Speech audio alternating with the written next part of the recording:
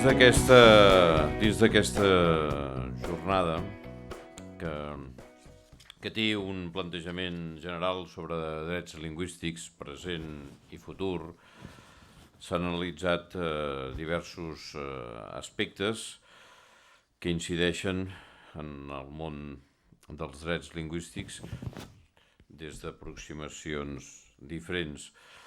Aquesta darrera hem pogut veure en l'àmbit judicial quina era la situació. S'ha de fer alguna cosa o no cal? Doncs quina era la situació des de diverses perspectives. Però en el camp dels drets lingüístics, més enllà de la regulació i de l'acció institucional, hi ha, sens dubte, una funció rellevant que assumeixen les entitats que fomenten l'ús de la llengua.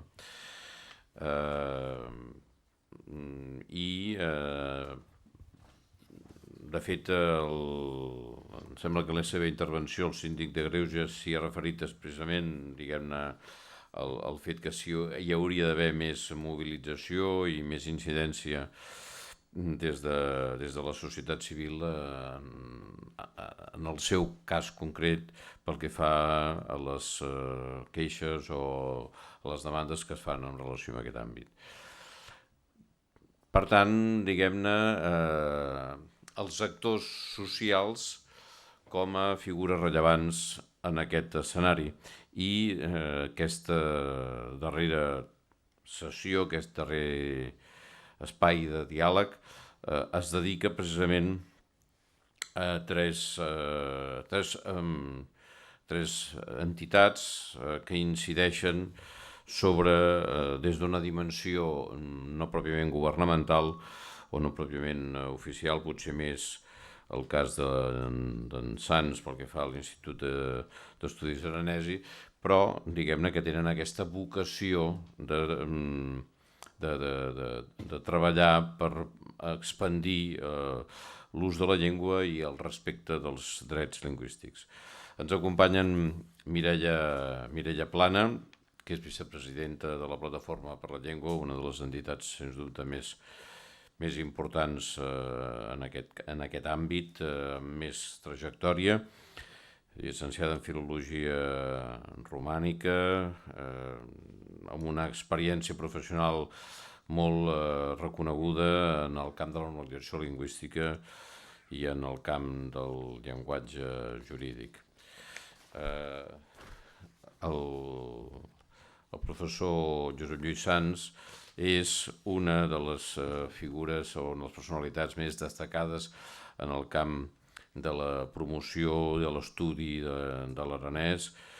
Té títol de mestre de català, el diploma de professorat d'ensenyament general bàsic, el postgrau de correcció de textos orals.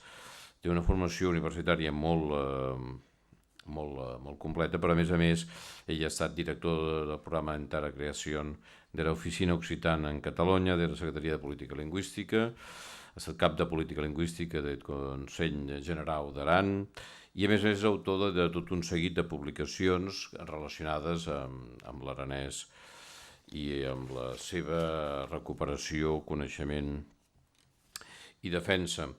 I finalment, des de Tortosa, el Roser Sebastià, que en aquesta taula, en aquest diàleg, en aquest debat, ens parla en nom de la Federació Lluny, de l'entitat Òmnium Cultural, de la qual forma part de la Junta. Ella és llicenciada en Periodisme per la Universitat Autònoma i s'ha dedicat durant més de 10 anys a la comunicació cultural i és cap de premsa i comunicació de l'editorial Ara Llibres. Per tant, tenim aproximacions diferents i la qüestió és clau, no?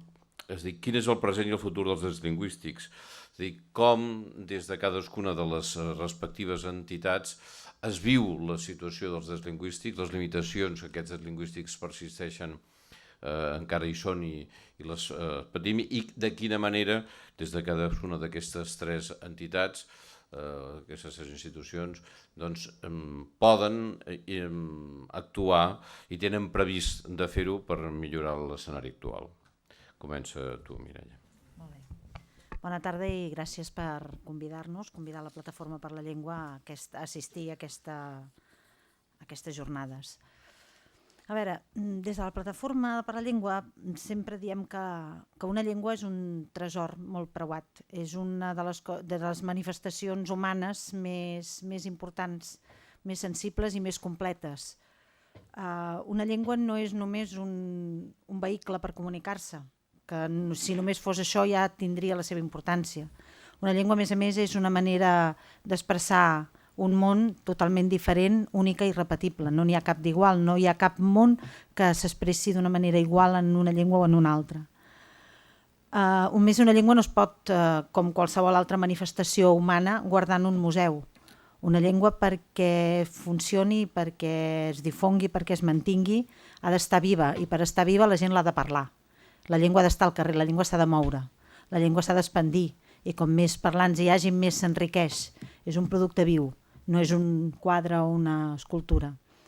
Per tant, partint del fet que una llengua és una cosa tan sensible pels humans, doncs s'entén poc que en general en tot el món la protecció, diguem, legal d'aquest dret a parlar en la teva pròpia llengua, expressar-te en la llengua que et surt de dins, no estigui tan poc protegit, perquè en general a tot el món el dret lingüístic és un dret que és poc protegit, o en tot cas no és dels primers.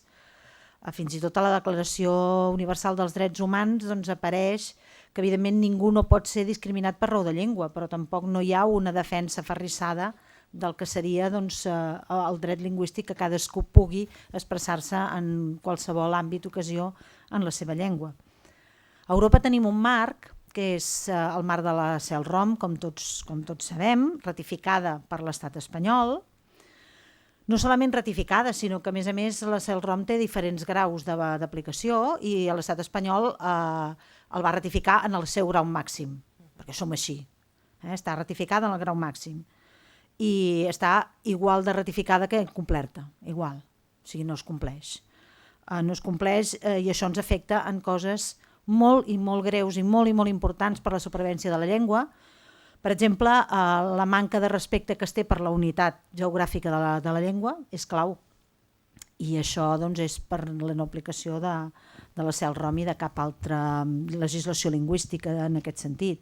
La llengua a l'ensenyament també afecta directament perquè hi ha una normativa estatal que afavoreix contínuament el castellà per damunt de totes les altres llengües.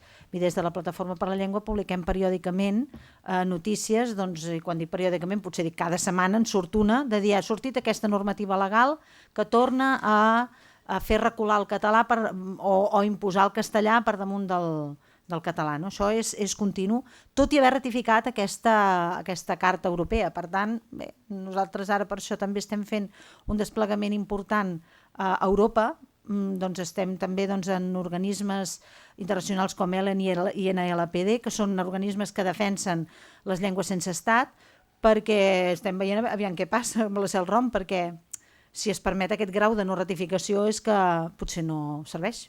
No? Vull dir, alguna cosa hem de fer aquí també per mirar de fer que si hi ha una normativa ratificada per uns estats doncs que respecti, i que si no respecta doncs hi hagi les sancions que vinguin al cas.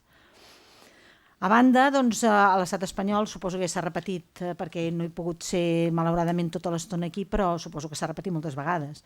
L'estat espanyol no admet, com ha dit abans la Mireia, no admet el plurilingüisme de l'estat, i per tant aquí situa el castellà com a llengua suprema. O sigui, el castellà tens el deure de conèixer-lo i el dret d'usar-lo. Les altres llengües no tens el deure de conèixer-les, no? Vull dir, a més, doncs, les comunitats autònomes, no? Els òrgans de govern de les comunitats autònomes han de ser bilingües, i ells diuen, a més, en perfecto equilibrio. I en canvi l'administració de l'Estat no té cap obligació de ser bilingüe, ni tan sols quan actua en una comunitat autònoma on hi ha un bilingüisme legalment reconegut, no? Aleshores, esclar, aquesta situació, a més, bueno, el que demostra és que no solament no hi ha un reconeixement legal, sinó que tampoc hi ha ni tan sols un interès, jo m'atreviria a dir fins i tot ni un interès purament cultural pel que és la llengua, pel que representa una llengua. El que dèiem abans, no? Que una llengua no és només un sistema de signes, porta al darrere una cultura i una manera de veure les coses, no? Això crea, doncs, esclar, evidentment, una situació lingüística que fa que els mateixos parlants doncs, ens encongim, no? Perquè sembla com si... I clar, i els catalans encara avui estem una mica com encongits, no? Ens fa cosa doncs, de segons com d'engegar, que per això ara també estem a punt d'engegar una campanya nosaltres, no? que es diu el català llengua comuna una altra vegada, no? Clar, perquè pensis com pensis, siguis com siguis, és igual, el català és un element que ens uneix a tots els que vivim a Catalunya, no? És impulsar una mica aquesta pèrdua de por, no? De parlar la llengua que a més és pròpia, és nascuda aquí i és la llengua que ens... Una mica un reflex d'aquesta por que dic que tenim, no? També estem a punt de presentar un estudi que hem fet sobre l'ús del català a les notaries. Aleshores, aquí el que es diu ben clar és que fins i tot persones que van a la notaria, parlen català amb el notari, després, quan reben l'escriptura, la reben en castellà i no passa res, ningú diu res. No, o sigui, els notaris, fins i tot els que parlen català, no pensen a oferir la possibilitat de fer els documents notarials en català, però és que els clients que hi van tampoc no pensen a dir «Ei, recorda que jo vull l'escriptura en català». Tenim encara una mica aquesta mena de sentiment de bueno, no, aquí si de cas no el demano, no? I això també clar, no ens afavoreix, ens hem d'espelloncar una mica i treure de sobre aquesta sensació de por que no és fàcil. Una mica el Carles ara deia que es poséssim una mica com veiem el present una mica això i el futur com el veiem. Nosaltres, des de la Plataforma per la Llengua, sempre el que defensem és un futur on tinguem una societat d'individus plurilingües amb un nexe que ens uneixi a tots, que sigui el català, que és la llengua d'aquí. Vol dir que, evidentment, ningú no pot ser discriminat. És més, o sigui, com més llengua sàpiga un individu, molt millor, perquè és un enriquiment no solament individual, sinó col·lectiu. Per tant, aquest seria el nostre ideal, no? Evidentment, si es produeix aquesta situació que es produirà, que parlàvem fa un moment, doncs que tard o d'hora tindrem aquest estat propi, on els individus plurilingües tindran una llengua comuna, que serà el català, hi ha una cosa molt clara i és que no podem oblidar que el català no es parla només a Catalunya, que tenim altres territoris, que tindrem el País Valencià, tindrem les Illes Balears, que no estaran en aquesta situació. I per tant haurem de continuar mantenint relacions amb qui calgui per no oblidar que el català no s'acaba aquí, que el català és una llengua parlada per 10 milions d'europeus i per tant és la llengua sense estat amb més nombre de parlants d'Europa i per tant això ho hem de vetllar i ho hem de mantenir. I en definitiva és això, és per tancar una mica aquest cercle, no? Si dèiem que la llengua és un tresor, doncs els tresors s'han de preservar i a més doncs, només aprenent a estimar la llengua aprendrem també a estimar el que té al darrere, que és una cultura i un país format per persones, que el que volem doncs, és poder-nos expressar en totes les nostres manifestacions de la manera que ens surti de l'ànima, que en el nostre cas és en català. Gràcies. Moltes gràcies, Mireia. Ens ha posat damunt la taula qüestions com la impunitat de l'Estat a l'hora d'obviar les seves obligacions i els compromisos respecte als drets lingüístics. Has parlat d'aspectes com el dels notariat, que és un àmbit on podem dir el mateix que deies, Rosa, respecte de la justícia, que tenen tots els instruments tecnològics per poder fer la versió en català sense cap mena de dificultat. Per tant, diguem-ne, no es pot justificar que un notari no tingui l'actitud natural i espontània de si una persona, quan el contacte lingüístic oral es produeix en català, també es reflecteixi per escrit. Una de les qüestions que has posat damunt la taula és la de la unitat de la llengua, la diversitat de territoris administratius on el català és llengua oficial. Passem la paraula a en Josep Lluís Sans, o diguem-ne que representa un territori que també va molt més enllà, que des d'un punt de vista de la llengua el seu àmbit territorial estricte, no? El seu àmbit estricte, l'aranès dins de la comunitat occitana. Quina és la situació de present i de futur pel que fa als drets lingüístics? Ja has fet una primera intervenció que et sentíem en relació amb la qüestió de la llengua preferent, d'aquesta decisió que ha afectat negativament, no, la consideració de llengua preeminent, no? Llengua preferent. Primerament vull agrair a la Fundació en Catalunya que hagi vingut als occitans i que ens hagi convidat a esteu així presents. Després, dintre d'allà, la conclusió és fàcil. Els occitans només tenen drets lingüístics a Catalunya, enlloc més. I per tant, amb això estaria tot dit. En cas com que tenim 10 minuts per explicar-ho, intentem explicar què passa en aquests moments a França. França no té legislació en favor de les minories lingüístiques, excepte una llei de la Quarta República de l'any 51 que protegia o facilitava l'accés a l'ensenyament en algunes llengües regionals, i després, a finals dels 80, es creen les regions sense cap poder legislatiu i per tant no hi ha legislació a favor de la llengua, per tant no hi ha drets lingüístics dels parlants d'aquestes llengües, amb excepció, torno a dir, d'aquesta llei de l'any 51, la llei de Schon. Això pel que fa a França. Pel que fa a Itàlia, és una confusió enorme. Itàlia sí que té una normativa en favor de les llengües regionals. Té una normativa que diu que les regions podran legislar i articular accions en favor d'aquelles llengües que els municipis reconeguin que tenen. I per tant això el que crea és una disbauxa enorme, perquè dintre d'un territori com el territori occità hi ha municipis que es diuen que són de llengua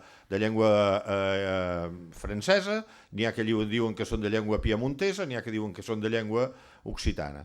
I a sobre aquesta llei acaba dient que es podran articular accions en les escoles sempre i quan els projectes propis de les escoles respectin el parer dels pares, el parer del professorat, el parer de no sé quantes instàncies més. Per tant, això acaba ocasionant que hi ha una nul·la política lingüística en favor de l'occità a Itàlia. No vol dir que aquesta llei no hagi facilitat en algun indret algun desenvolupament interessant de protecció de la llengua. Per exemple, el Trentino, amb el Ladí i la Vall de Fassa, tenen una situació que jurídicament és molt interessant, però en tot cas es donen unes altres circumstàncies que ha permès a la província de Trento desenvolupar una normativa, una legislació favorable al ladí. Després hi ha Múnega, en català Mònac o Mònaco, que també és territori de llengua occitana, però que tenen com a llengua oficial el francès, llengua nacional el monegàs, i a l'occità llengua local. Per tant, amb això està tot dit i no hi ha cap tipus de protecció envers l'occità.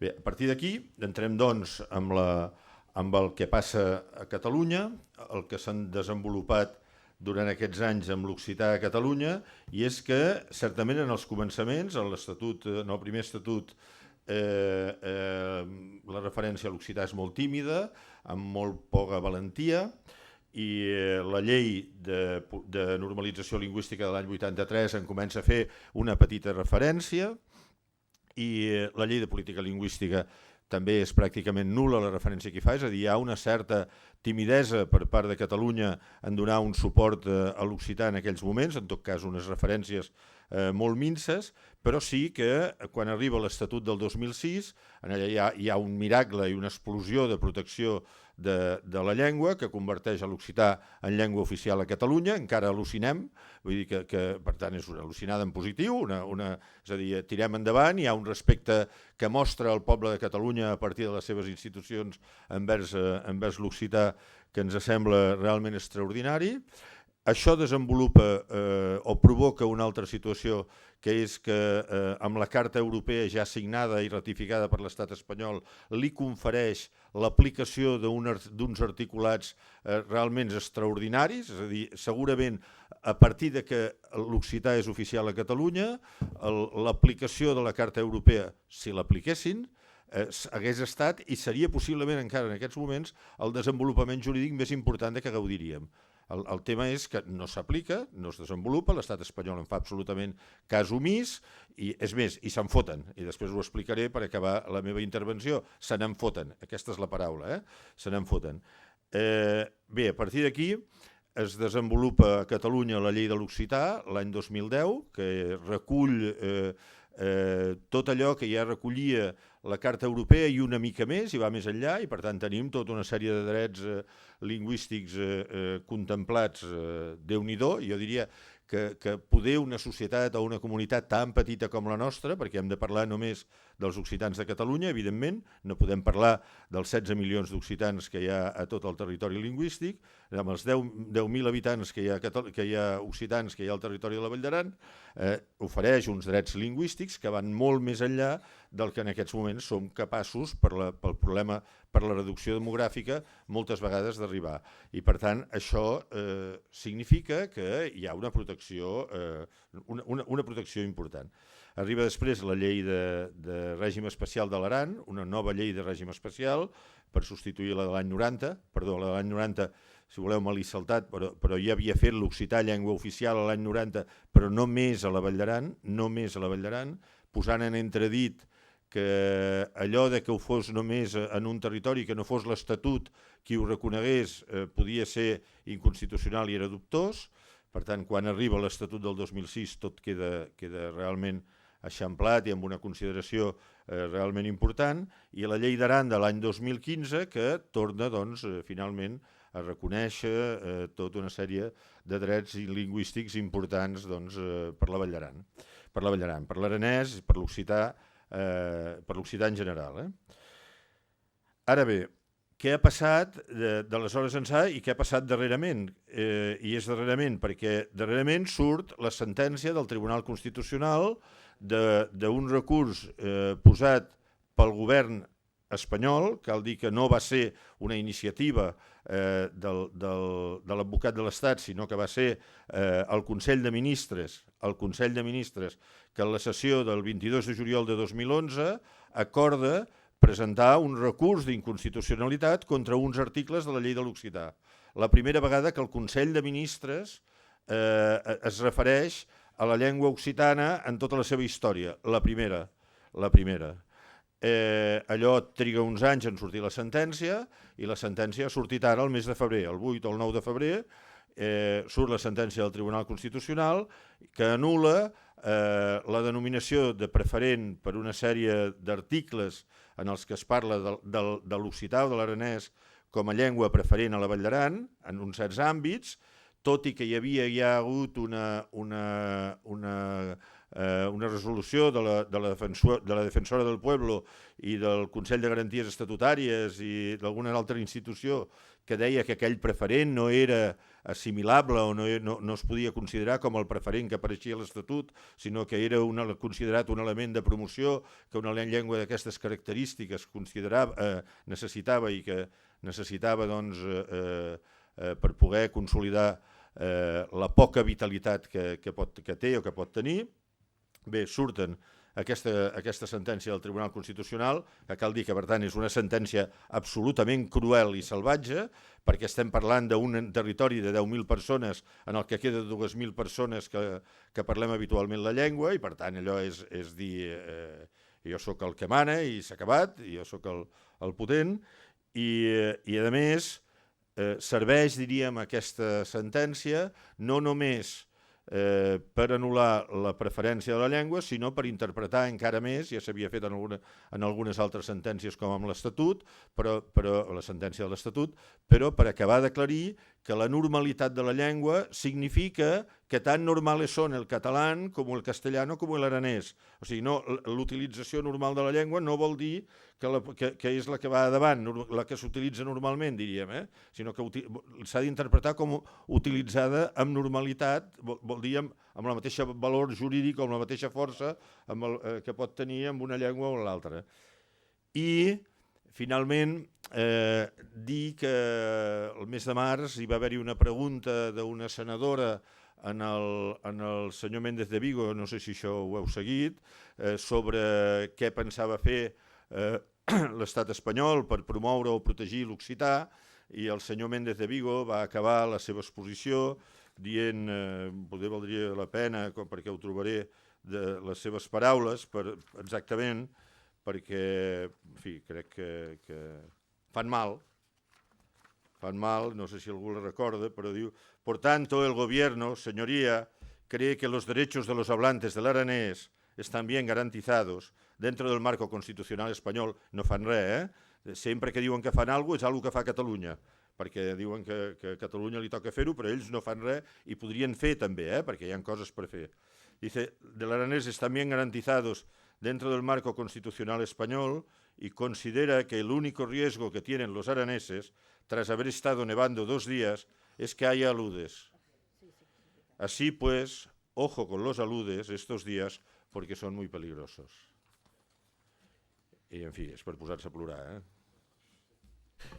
Després d'aquesta situació tan contundent, no? I que en definitiva ens ajuda, per si no ho teníem prou clar, a entendre quina és l'actitud i la naturalesa de la valoració que es fa de la diversitat lingüística dins l'Estat des del govern espanyol i des de les institucions espanyoles.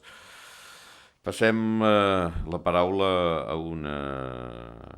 una entitat tan important a Catalunya com és Òmnium Cultural, que a més, en aquest cas, ho fa com a portaveu de la Federació Ramon Llull i, per tant, la Federació Llull i, per tant, diguem-ne, assumint també la vinculació amb l'obra cultural balear i amb l'acció cultural del País Valencià. Hola, bona tarda.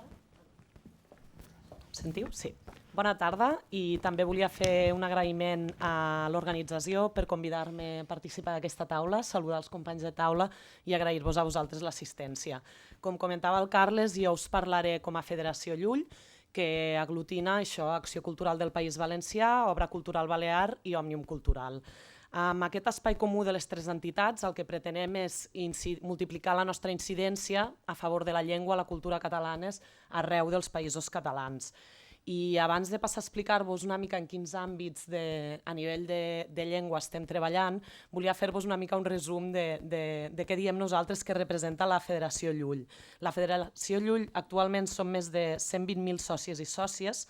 Som el 25 d'abril, la xarxa de casals Jaume I, l'Octubre Centre de Cultura Contemporània, TV3 al País Valencià, som la Festa per la Llibertat, el Premi Sant Bori, la Nit de Santa Llúcia, el Premi d'Honor de les Lletres Catalanes, Can Alcover, les Diades Mallorquines a favor de la llengua, la cultura i l'autogovern, els Premis 31 de desembre. I, en definitiva, la Federació Llull som les persones que creiem en la llengua i la cultura catalanes, en la solidaritat, la llibertat, la participació i un futur compartit per als països catalans. Però també som la defensa dels drets civils i la llibertat d'expressió que durant els últims mesos hem vist minvar d'una forma escandalosa. I dit això, la llengua és evidentment una de les àrees de treball de la Federació i en aquest sentit ens fixem els objectius, sobretot d'incentivar l'ús social del català a tots els països catalans, d'impulsar també projectes conjunts en l'àmbit de l'educació, tenint en compte... M'espero... Millor? Sí. Comentava això, també volem incidir en l'àmbit educatiu, tenint en compte els àmbits de llengua i de cultura, prestigiar també el català en la literatura i altres àmbits artístics i garantir els drets lingüístics de la ciutadania als territoris de parla catalana. En aquest sentit, durant els últims anys, si mirem una mica l'actualitat política, que evidentment influeix també en l'àmbit lingüístic. El fet que el País Valencià i les Illes tinguessin governs durant molts anys poc sensibles amb el tema de la llengua catalana, diguem que això feia que el Principat estigués una mica en una situació avantatjada i això, a l'hora de treballar també conjuntament entre les tres entitats, doncs, marcava també les nostres línies d'acció. Els últims anys, durant els últims comicis en aquests territoris, el color polític ha canviat i això augurava potser certes millores en aquest àmbit.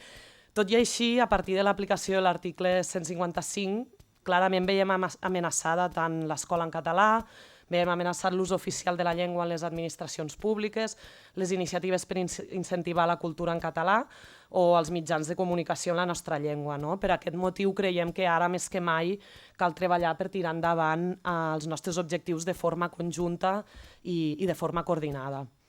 Llavors m'agradaria comentar-vos alguns exemples concrets d'allò que estem fent, que ens proposem abordar ara des de la Federació Llull. En primer lloc, hi ha el tema, comentava ara, els mitjans de comunicació, l'espai comunicatiu en català. Durant molts anys ja hem estat treballant en reclamar la reciprocitat, sobretot dels mitjans audiovisuals. Creiem que per enfortir aquest espai comunicatiu comú dels països catalans és prioritari seguir reclamant aquesta reciprocitat.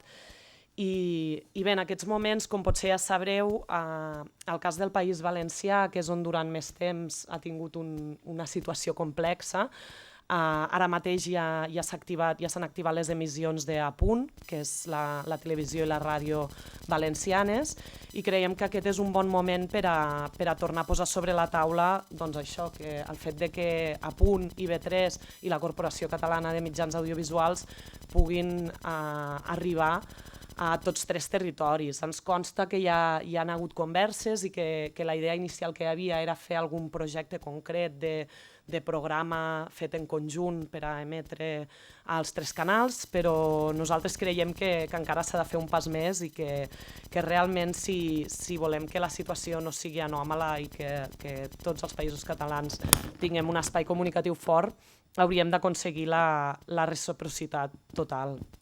En aquest sentit, mirant una mica enrere, també volia recordar l'experiència dels companys d'Acció Cultural del País Valencià, que durant molts anys van batallar el tema de quan es va decidir tancar els repetidors al País Valencià de TV3, ells van haver d'afrontar també una multa i el tancament que es va anunciar el 2007 i va acabar produint-se el 2011, mirant una mica enrere, estem al 2018, fa molts anys ja que TV3 i Catalunya Ràdio no arriben a les llars del País Valencià i això ens sembla que no pot ser. Per tant, ens posarem mans a l'obra també per treballar des d'aquest punt de vista, perquè en ple segle XXI les noves tecnologies el que haurien de permetre és avançar cap a la diversitat cultural, lingüística i la llibertat d'expressió pel que fa a l'àmbit comunicatiu. Una altra àrea que treballem és l'àrea de l'educació. Aquí m'agradaria recordar una frase que repeteix molt el president d'Òmnium Cultural, en Jordi Cuixart, que, com sabeu, està actualment injustament tancat a Soto del Real, i ell sempre diu: l'escola catalana, consens de país. Jo crec que això és una frase que tots els que estem aquí podem subscriure, i en aquest sentit, des de la Federació Llull tampoc no defallirem en seguir defensant els beneficis de la immersió lingüística. En aquest punt m'agradaria parlar-vos d'un projecte que portem a terme, sobretot des d'Acció Cultural i Òmnium, i des de finals del 2018 s'activarà també les Illes amb Obra Cultural Balear. És el Premi Sambori, és un premi de narrativa en català dirigit als alumnes de primària, secundària i batxillerat de tots els països catalans i que té com a objectius promoure la participació en un projecte comú, difondre l'ús del català dins de l'àmbit escolar i al mateix temps incentivar la imaginació, la creativitat i els valors pedagògics que treballen als centres. Ens plau molt poder dir que la participació d'aquest premi any rere any ha anat creixent i actualment s'arriba a més de 130.000 alumnes, com us deia, entre País Valencià i el Principat, i esperem d'aquí pocs mesos ja també a les Illes, i això el converteix també en un premi literari escolar de més participació, o un dels de més participació a nivell d'Europa. Per tant, creiem que aquest èxit del premi que va començar el 1999 al País Valencià cal seguir-lo reforçant i creiem que projectes com aquest incideixen directament en l'ús i la percepció dels xiquets i xiquetes que estan estudiant de la nostra llengua i són una llavor imprescindible per al futur. I un altre punt que també ens agradaria treballar, ja l'ha comentat la Mireia, és això de mirem cap a Europa, mirem cap al món, no? Com podem fer que internacionalitzar el tema de la llengua catalana també pugui ajudar a millorar la situació. Com també deia la Mireia, en diverses ocasions des de la Federació Llull, coordinats amb la Plataforma per la Llengua i altres entitats, hem denunciat el fet que l'estat espanyol incompleixi sistemàticament el que recull la Carta Europea de les Llengües Minoritàries i en aquest sentit doncs, estem també treballant per a intentar trobar noves vies i nous espais on seguir reclamant els drets lingüístics de la nostra comunitat. I hi ha un altre àmbit que, evidentment, com a entitats culturals que som, ens pertoca també treballar vinculat amb la llengua, que és l'àmbit de la cultura. En aquest cas, nosaltres el que fem és agafar els premis literaris que promoveu cada una de les entitats. L'Obra Cultural organitza els premis 31 de desembre, Acció Cultural els premis d'octubre i Òmnium Cultural els premis de la nit de Santa Llúcia o el Premi d'Honor.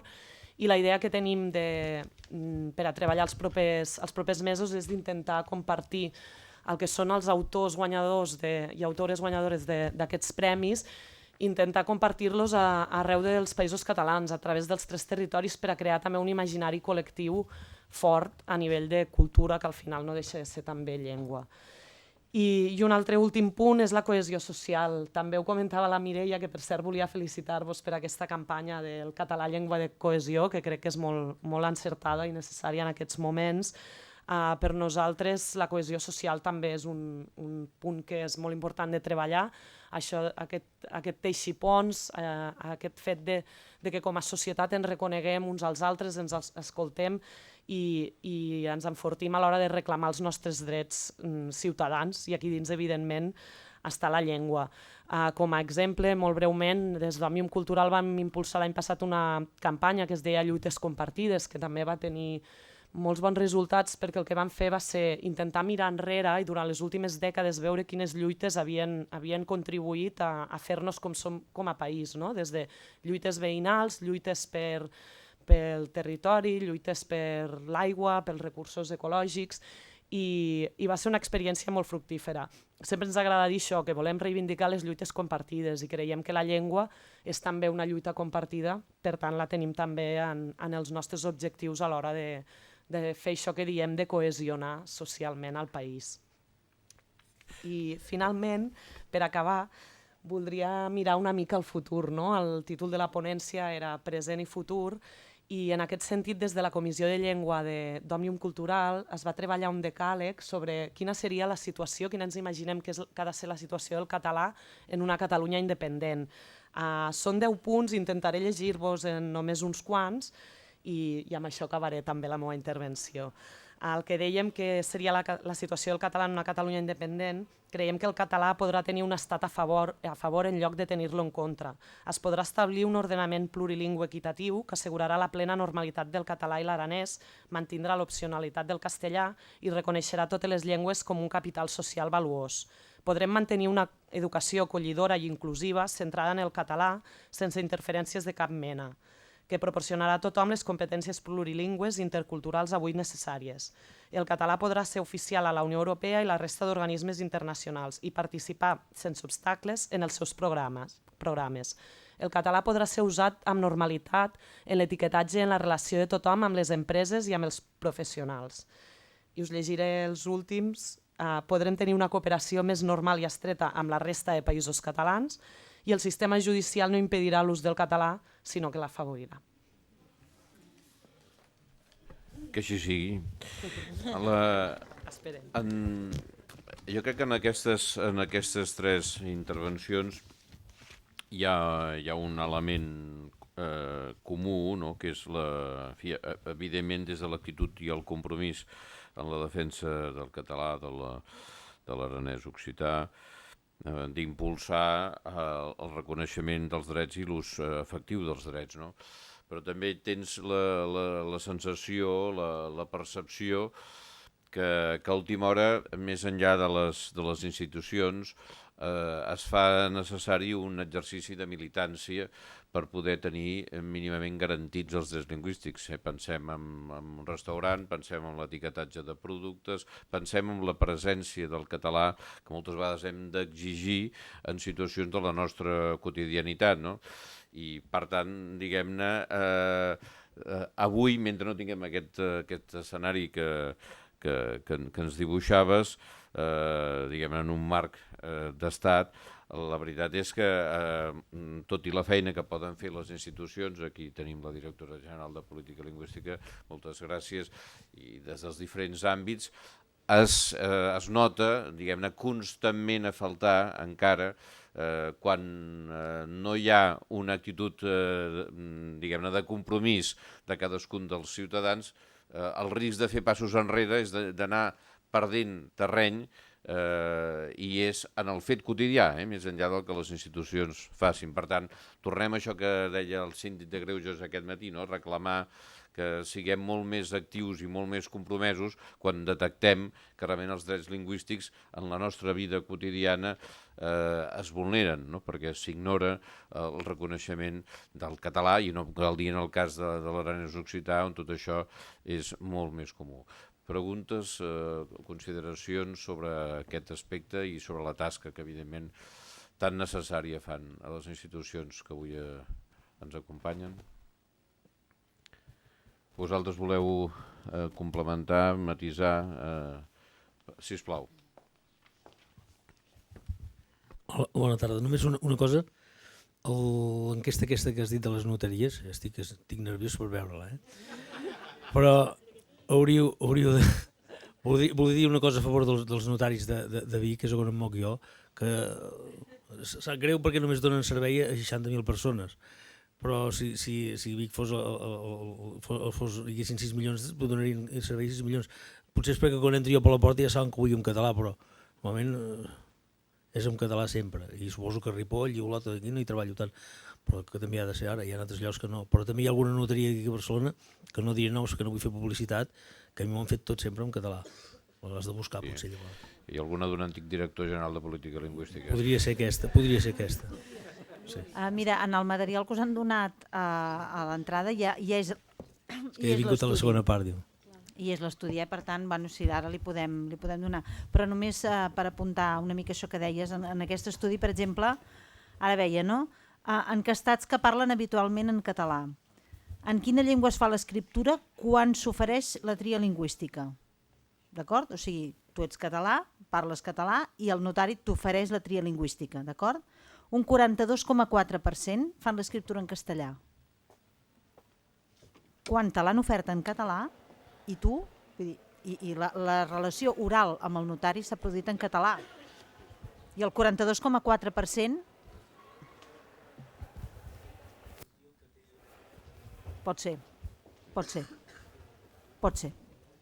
De tota manera, diguem-ne, si tenim en compte el que tu ens acabes de dir, que segur que és cert, en el sentit territorial, el percentatge encara és més baix. És a dir, si tenim en compte que en determinades zones la presència del català en l'àmbit notarial és del tot habitual, això encara incideix en que aquesta xifra que tu dones en ciutats com per Barcelona o l'àrea metropolitana, l'ús del català en l'àmbit notarial encara és més baix. No?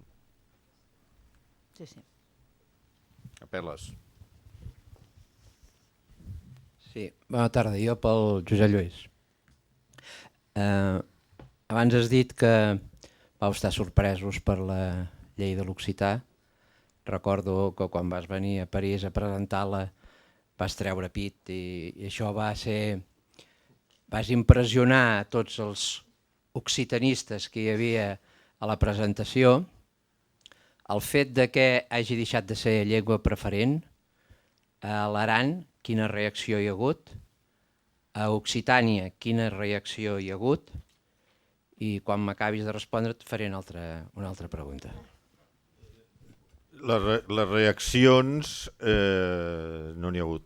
En fi, hi ha hagut alguna petita reacció a l'Aran d'alguna queixa al diari d'alguna institució, a l'Aran parlem, a l'Aran d'alguna institució i d'algun partit polític, però no ha anat més enllà això. I això és el que ens lamentem.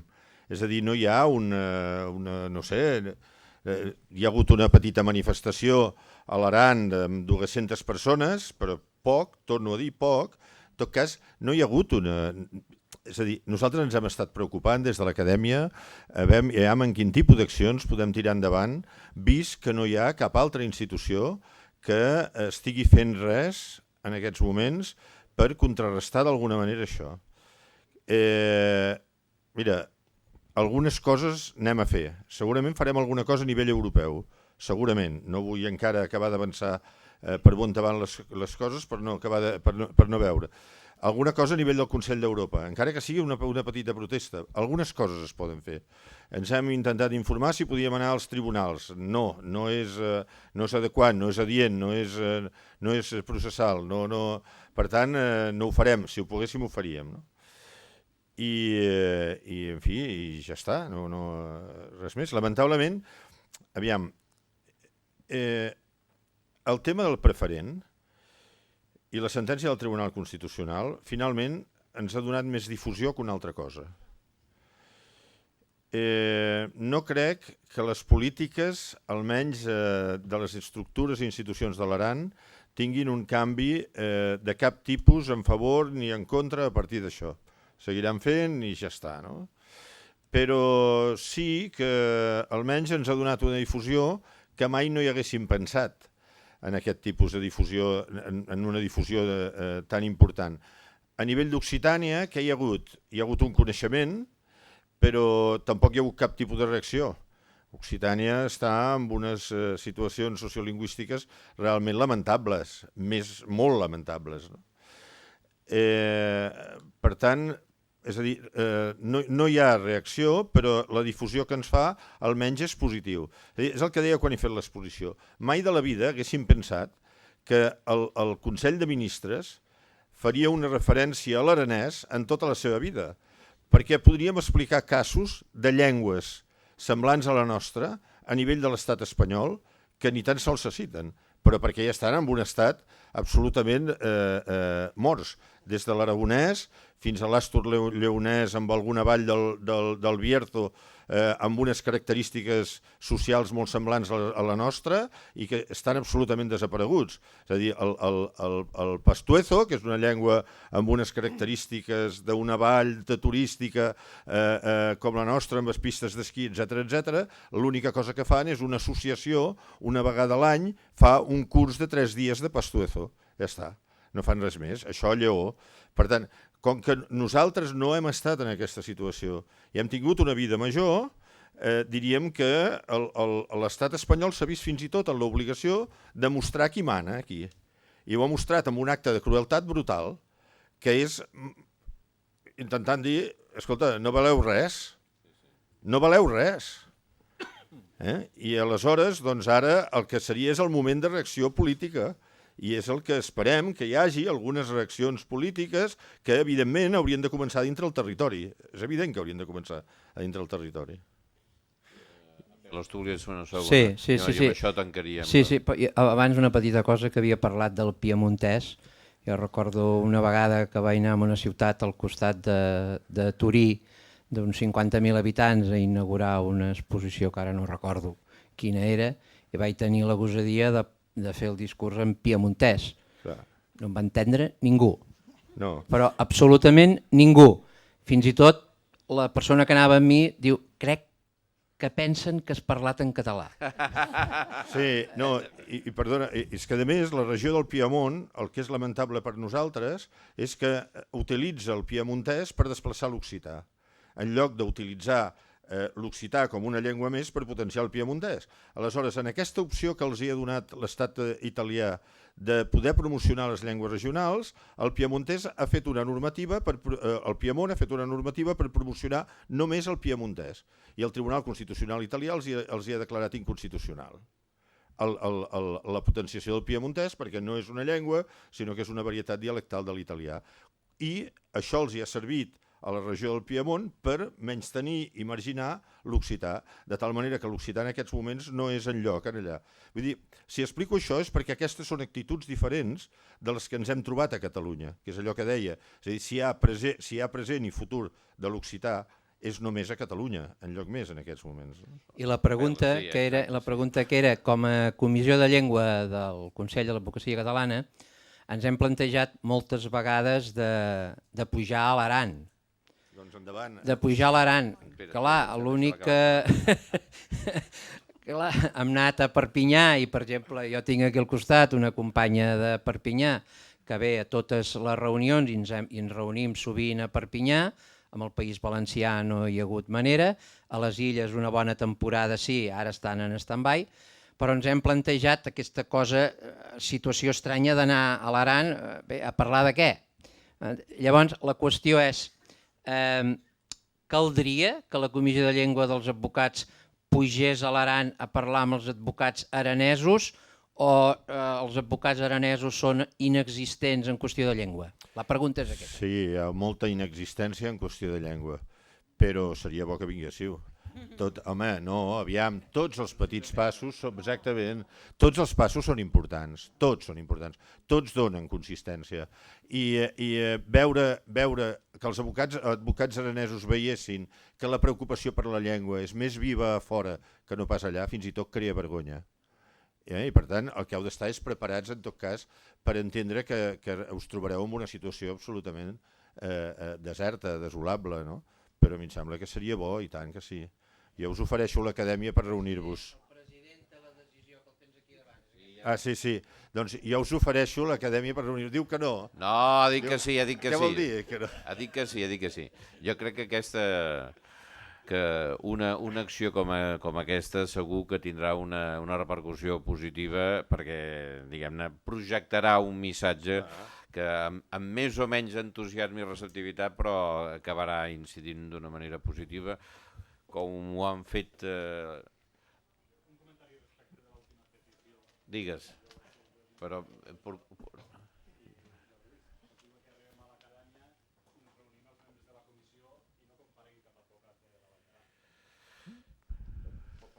Pot passar, Ara podem avisar la premsa. Clar, és que jo crec que aquestes accions són accions que, amb la complicitat, lògicament, de Josep Lluís, el que es tracta és de difondre-les i, diguem-ne, en certa manera el fet de difondre-les estàs estimulant, si més no, que algú faci algun moviment, no? I, per tant, diguem-ne, segur que és una acció encertada. Deia que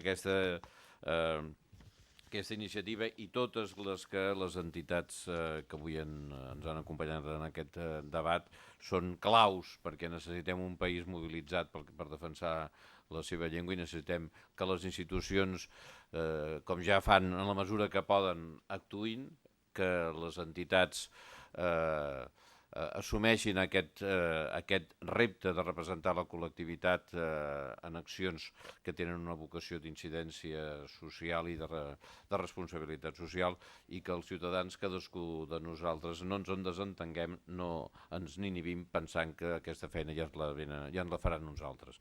En tot cas, ara tanquem aquest debat i, com diu l'horari,